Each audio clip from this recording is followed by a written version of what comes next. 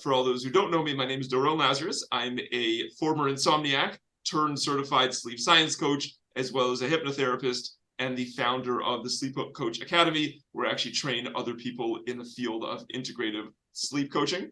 And I want to share with you a little bit about how to turn their sleep struggle into your side hustle. That's going to be the title of today's discussion. And let's take it away. Okay, so I would like this, as I mentioned, to be as interactive as possible. So I would, if you have the possibility of a pen and a paper, I know many people, this is like outdated technology, but pen and paper, get it out, because I'm going to be asking some questions. Hi, Mrs. Notice, how are you? I'm going to be asking some questions, and I want you to make this interactive. I want you to answer on your own. If you don't have paper and pen, you can answer in your head, but it's much better if you are answering live along with us. So question number one, you can just jot this down on your own piece of paper or mentally if you're lacking the paper department. What would you like to get out of today's session? You all registered, you all showed up. I'm sure there's something you would like to get out of today's session. Just quickly jot that down, because I find that when you have a clear goal of what you want, then you can measure its success. If the goal is not clear, then things can become a little vague. So take a few seconds and write down, what would you like to get out of today's session together?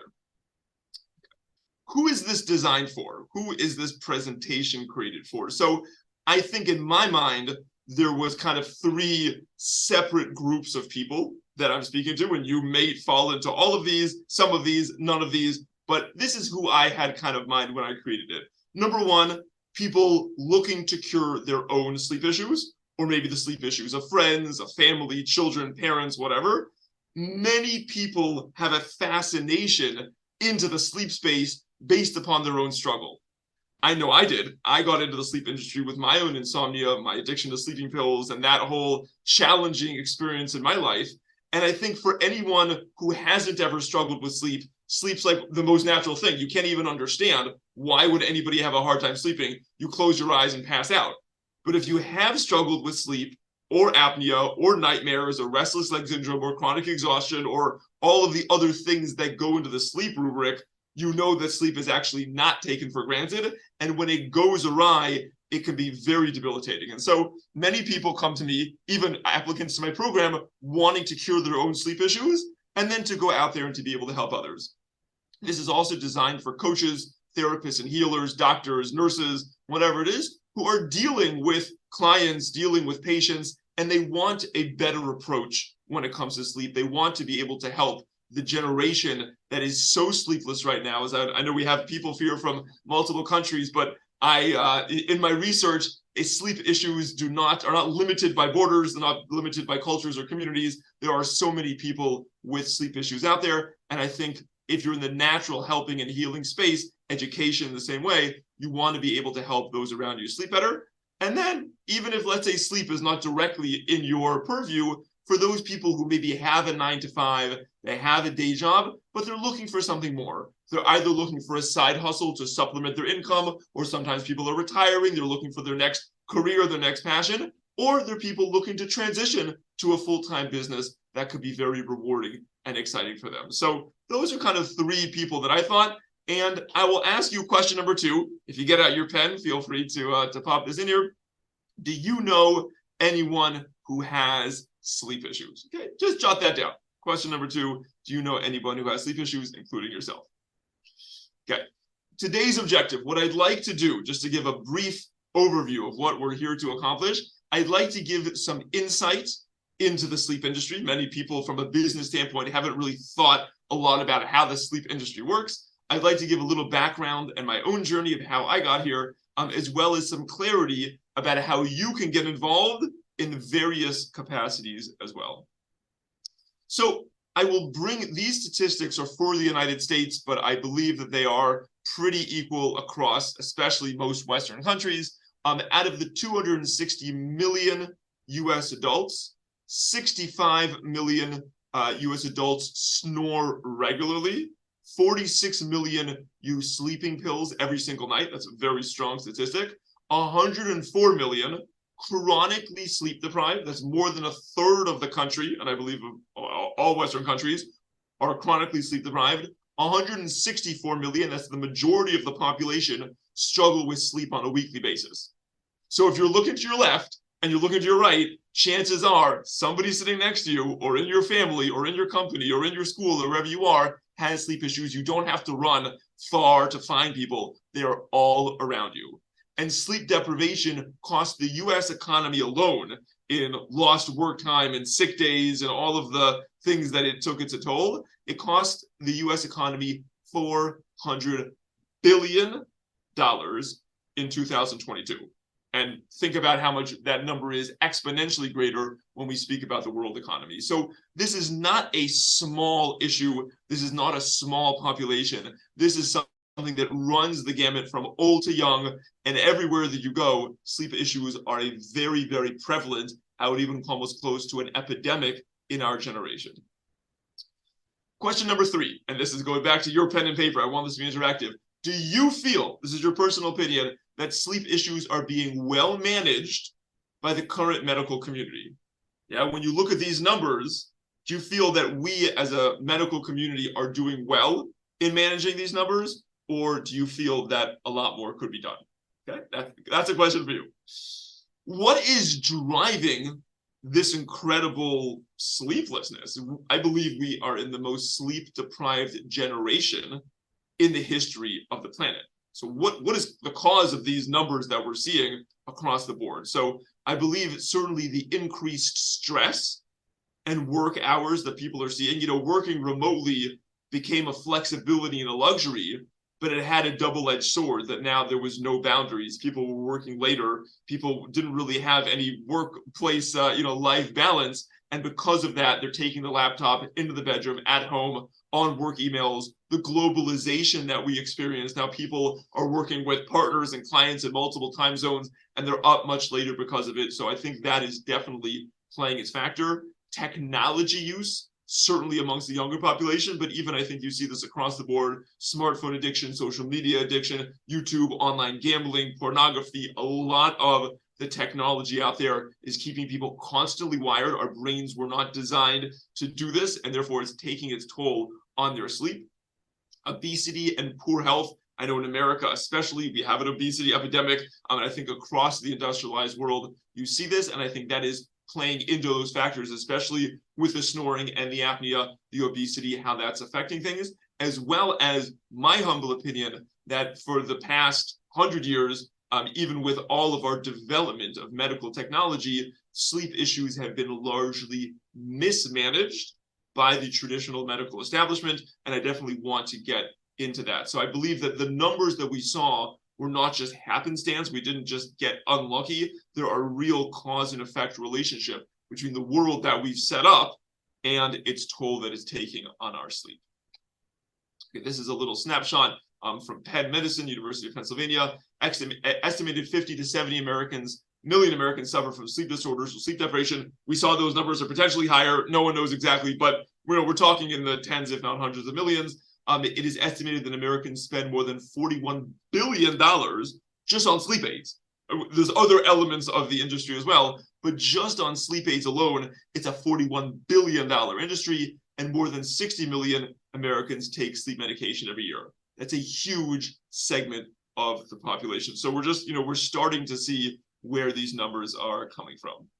Okay, I said I would discuss a little bit about me and my background. How did I get here? I grew up in a little coastal town in La Jolla, California. It's a nice suburb of San Diego. If anyone's ever been there, I ended up going to UCLA studying psychobiology. I was originally pre-med, but decided to take a career path change. I ended up moving to Israel for 7 years and studying to become a rabbi. That's me as a college student rabbi leading a trip up north. Those are some of the students I hung out with. And when that road was a glorious time in my history, when it kind of came to an end, I had to figure out what I wanted to do. And I knew I had a background in, like I said, psychobiology. I had my own sleep issues in the past, which I was able to cure. And I kind of had to consider where did I want to go with this? And so I had learned a lot of business models, a lot of interesting endeavors, and I decided I want to come into I've become a sleep coach. I launched a full-time business, and a few years later, I actually got into the business of training others to do the same. I'm gonna pop into the chat here. Okay, I will we'll hop on that there. Okay. So now I want everyone to kind of think about this model, because if you're here, you're interested in niches, you're interested in coming along, you're interested in how do you approach any industry when you want to get into a space, when you want to become a coach, when you want to become an entrepreneur, how do you break into any industry? And I think there's really, we're going to break it down to the three key ingredients that go into it. Number one, and I think this is very important, you need a very strong niche. I can't tell you how many coaches I think fall short in this, where they want to be the general life coach, the happiness coach, the successful coach, the business coach, the mindset coach, and all those things are great.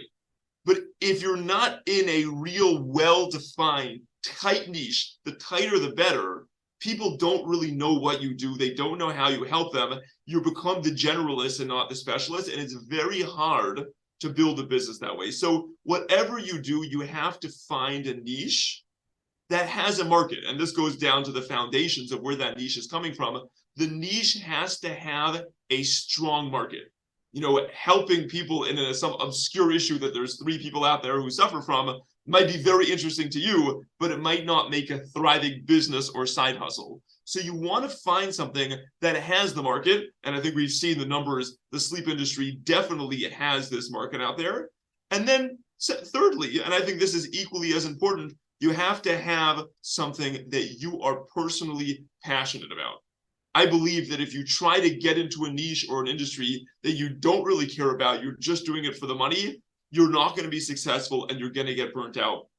You need to be able to do something you're passionate about, and then you're going to become the greatest. And then you're going to do what it takes to rise to the top of that industry, help people get results, and from there, sky is the limit. Okay, so question number 4. Could you see yourself, write this down if you got a pen, could you see yourself being passionate about helping others with sleep? And maybe the answer is no. And if you're like, oh yeah, I would actually hate to talk to people about their sleep all day, then, and that's a point of clarity. Clarity is golden. But if you would be interested in helping, being that hero and helping people transform your sleep, I think that's just an interesting light bulb to think about. Okay. Where I think the world of integrative sleep coaching comes in is, I mentioned earlier that a lot of sleep issues, I believe, are mismanaged by the establishment. One of the primary reasons, because a lot of the advice out there are very cookie cutter. They're giving one size fits all solutions to people, and not everyone fits into the box. One of the most incredible things that I find about training other coaches is, as those coaches go out to the field and they start working with real people and they bring the questions back and we collaborate with them as a group, you hear about the most fascinating cases. You realize that real human beings have layers of complexity to them. They have uniquenesses. I mean, I'll tell you, I had one of my college friends message me the other day. I'm meeting with him on Monday. He says he's a sleep screamer. He wakes up in the middle of the night screaming, and he goes back to bed. And it hasn't bothered him up to now. He's probably 30 or whatever. But now he's in a serious romantic relationship. She's moved in, right? And now he's afraid that the sleep screaming is going to bother her. I'm like, wow, and that's not something that I've dealt with a huge amount in the past. I dealt with sleepwalking. I dealt with sleep driving. I dealt with sleep eating, right? Here's the interesting thing. And now we're going to go on to sleep screaming. I'm just showing you that sleep issues don't always fall neatly into a box. And I find that a lot of the information out there is very generic. CBTI, which is a system that helps people with sleep restriction and relaxation techniques and whatnot. It can be helpful for certain people, but for other people, it can actually be backfire and actually be very triggering. I'm currently working with a psychologist who's a client of mine who herself has sleep issues, and she tries CBTI because that's what she was taught to do, and it totally drove her insomnia worse. So now we have to kind of repair that damage and move her forward. I find that a lot of the medical establishment is pushing sleeping pills and or other meds. And even though they're well-meaning in that regard, I personally believe that the vast, vast majority of people that are taking sleeping pills, it's not the long-term solution for them. And CPAP machines, which, as everyone knows, is a continuous positive air pressure machine. It's a machine that if people have apnea, where they stop breathing in the middle of the night, this machine keeps their airways open, which can be a lifesaver. I'm not pro or anti anything, But the problem with the CPAP machine is that after 6 months, over 50% of people that need the CPAP machine and were diagnosed and given one are non-compliant. They cannot sleep with the CPAP machine on their face. So I think a lot of these things can work, and they have worked for a certain segment of population, but the other tens, if not hundreds of millions of people, these are not robust enough solutions for them. And therefore, I think a lot of the numbers that we see are people that do not fit into the neat boxes that the establishment has created for them. Okay, question 5, get out your pen. Have you been given a cookie cutter advice in the past that made you frustrated? Yeah, maybe yes, maybe no. I would love to hear your perspective on that. I'll tell you, I was in the doctor's office and they had a little like ticker, like in doctor's offices, there was a TV screen and they were giving some like random medical information. And I was watching it because there was something about sleep. I'm like, oh, it caught my eye. So it had 3 screens. Screen number 1 was, you want to sleep better at night or you have sleeping problems? Avoid screens at night. Okay. Point number 2, have a consistent bedtime routine. Okay, I'm on board with that. Point number 3, if those 2 things don't work, speak to your doctor about sleeping pills. I was like, what? That's crazy. That's like borderline negligent. I would never tell someone that because yes, these 2 things can be helpful, but that's definitely not all that can be done before you jump to sleeping pills. Like to me, sleeping pills are the last resort, and there's a huge amount that can be done. I take people off of sleeping pills all the time, and therefore, this narrative that is being pushed, I believe, largely by the pharmaceutical companies, I do not think is genuinely helpful for people. And when we saw that number, 40, 50 million Americans on sleeping pills every night, I think this kind of narrative is keeping them stuck in that regard. I'll tell you about a client. This client I actually just finished up working with yesterday. Maury, a 46-year-old lawyer from New Jersey. He had sleep issues since he was a teenager, also high levels of snoring. He went to his GP. His sleep over the summer got markedly worse. Went to his GP. GP sent him to a sleep doctor. Sleep doctor says you need Ambien for the rest of your life. He's like, why do I need Ambien for the rest of life? Sleep doctor says, no, don't ask so many questions. Some people just need it, and you got to take it. Well, he started taking the Ambien. His sleep quality was poor. He had terrible side effects from it. And he came to me. He's like, why do I need to be on Ambien? It's like, I don't know. And I spoke to him yesterday. As our last time, we had finished our session together. And he is Ambien benzodiazepine free. And he is sleeping better than he has in the rest of his life. And I think this is just one case out of millions out there that have handled better from a more holistic, integrative solution. We can get them natural sleep. And that's really our goal. This is a 22-year-old student from New York, Judah, also a client that I finished up with, working with a while back. He had sleep issues also since he was a teenager, went through years of therapy, minimally effective. And I find that oftentimes that's the case. While psychotherapy can be good, for people's long-term relationships and to speak other problems, I'm certainly not putting down any other profession. There's a place for everybody out there. Years of therapy are not always the answer to chronic sleep issues. Meds in his case did not work. And he wanted to move on with his life. He wanted to move out of home. He wanted to be able to live in a normal life, in a normal environment. And thank God he's doing a lot better as well. I'll share with you another client that I finished up working with a while back. Her name's Rebecca, 42-year-old mother from Florida. She had the opposite issue. She could not get out of bed in the morning. Years of therapy, minimally effective, never really helped her. The doctors didn't think there was anything wrong with her. Everyone just told her that you're lazy or you're bored or you just don't have motivation. And lo and behold, that wasn't the issue at all. And Baruch Hashem, thank God, after a few years, she was after a few months of working together, she now became a morning person up at 8 o'clock every morning, and she just loves her life because of it. So question 6, get your pens out. Do you relate to any of those cases in your own experience? If you as a coach or a parent or a teacher or whatever you do, have you seen similar cases in your own experience like that, the people that you want to help? So go ahead and jot that down.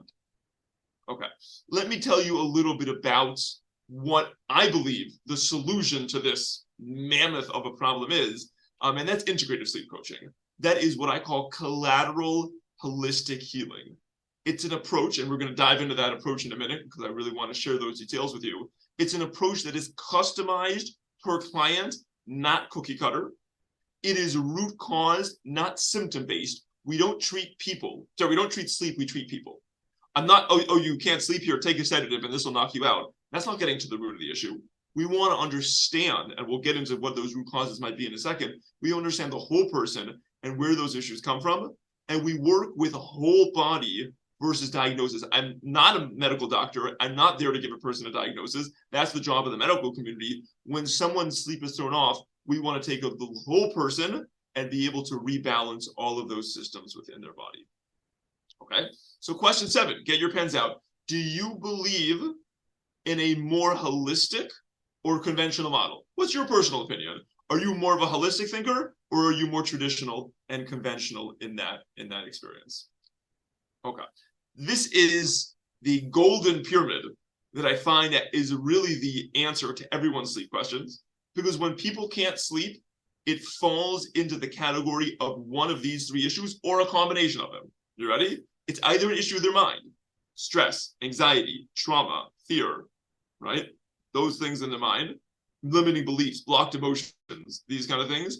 Body, there's an imbalance in their body, GI, food sensitivities, hormones, who knows what. Or it's in their breath, meaning there's a problem breathing, snoring, apnea. And when you kind of put people together, when a client comes to me and I just ask them some basic questions, it's amazing. Every one of my clients falls into one of these 3 categories. And good sleep coaching and holistic solutions for sleep issues falls into looking at this whole gamut. Many professionals and systems out there will look into part of one of these systems, but very few people are putting all of them together in a comprehensive kind of way. And that's what I think people need. Because I've had many people that come to me, they have all of these issues. And by ignoring 1 or 2 of them and only looking at a small part of one of them, only going and doing the functional medicine testing, or only going to therapy, or only going, getting a CPAP, that's not necessarily the total answer to their sleep problem. You really have to be able to put together everything. And I want to dive into what everything is right now. So the mind, each one of these things can be broken up into 3 areas. The mind involves 3 areas as well. And I believe that many coaches and programs are focused on one side of these, but real long-term solutions that don't keep coming back really take all of them into account. You have the conscious mind, mindset. You have the subconscious mind, which I believe is the largest part of the mind that is largely ignored in the coaching and psychological world, to be able to work directly with the subconscious, as well as focusing on behavior and allowing all 3 of these to come together to allow a natural light sleep to happen. Holistic view of the body, I personally believe, starts with food. I'll tell you a personal experience that I had. I used to have terrible psoriasis on my hands. For a good 10 years, my hands were constantly bleeding, scratchy, like a deep burning itch. If anyone has psoriasis, you know what I'm talking about. It's a terribly frustrating condition. And I kept going to dermatologists, because that's who I thought had the answer to my question. And they kept, giving me steroid cream and treatments, and it kept going up and down and up and down, and got worse over the years. And I kept asking them, why is this happening? And they kept saying, you know what, there's no known cause for psoriasis. You just have to treat the symptoms. And it wasn't until I started learning about more holistic, integrative functional medicine that I realized that is a lie. And that was not the comprehensive answer that I was looking for. And it was keeping me stuck in this cycle that I was experiencing. And only until I started looking at all of these systems in the way that I practice now, that my psoriasis just went away. The fact that I'm not scratching my hands constantly, to me, is a miracle, because I was not able to get rid of it in the conventional sense. I don't believe that holistic options are always the option. If you break your hand, go to the orthopedist. That's what they do. But I believe that good health starts with food, knowing what foods are triggering to your body, what foods are healthy for your body. And I believe that answer is not the same for everybody. I believe that good coaching and good medicine knows how to customize that approach. But to first eliminate the triggering foods, because you can do all the things right in your body. But if you're pouring gasoline in your system that's keeping your body in a state of inflammation, you're never going to get better. Taking a look at the GI system, I believe that the gut is the root of a lot of our health. And there's a very strong connection between the GI system and sleep, digestion, metabolism, neurotransmitters. When you rebalance the gut, it's amazing how many other things come together. I had a client call me up this last week, older man, a fellow in his 60s in Toronto. He says, Doron, I know I didn't tell you this earlier, but I just want to say you saved my life. I said, really? That I did hear. He said, yeah, I had run GI testing on him years back. And he said, the probiotics that you gave me, I had surgery, and the surgeon told me that had I not had the probiotics you've given me, my gut would have been irreparable. I said, wow, that's good to hear, because the GI system really is responsible for so much of our health. And when you get that under wraps, you can allow healing, as well as taking a look at the comprehensive system of hormones. cortisol, melatonin, sex hormones, especially as women get older, a lot of sleep issues. And when we learn how to naturally rebalance those systems in their body, it's amazing how things come together. And breathing as well. And again, sometimes it's all of them. A good sleep coach knows how to put all of these ingredients together. And I think certainly, the conventional options to know what they are, the CPAP machine, the Inspire device, the mandibular device can all be helpful, but also think about a holistic natural option, including weight loss, including breathing retraining, including posture. And I find when these elements come together, people are naturally able to breathe a lot better. The apnea and the snoring can go way down, and they can have the energy that you need, because apnea is a major issue. It's a silent killer. Over 80% of cases of apnea go completely undiagnosed. So a huge amount of people who have apnea that don't know it and need to look into it, because it can be a very serious issue. Okay, question 8. I know I'm speaking a lot here. I want to really open the floor to you guys. Have you found holistic models successful in the past, right? That answer down. Maybe yes, maybe no, but go ahead and answer that for yourself. Okay, question number 9. You ready? We're nearing the end over here. Are you interested? This is really where it comes to you, right? Are you interested in making a strong 6-figure salary, even on a part-time basis? And I know that's a bold claim, but I've seen it being done. And I want you just to think about, like, where would you like to be? We're approaching in the secular calendar year in 2024. Where would you like to be with your earning potential?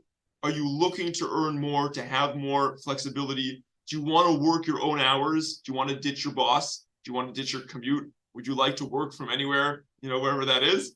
Would you like a job that harnesses your creativity, passion, and uniqueness? I personally believe that good coaching is not about creating yourself a carbon copy of somebody else, but it's really about allowing your flair, your personality, your inner greatness to come to capacity and to be engaged in meaningful work that makes a real impact. And I personally believe that when you help people get their sleep back, they get their life back, they get their energy back, it's tremendously meaningful for me. And when I was starting a business, that was an important ingredient. Do you answer yes? Write this down. This is question number 9. Do you answer yes to any of these points? Okay. I want to share with you a little bit about the Sleep Coach Academy, which is the baby, the dream that I created.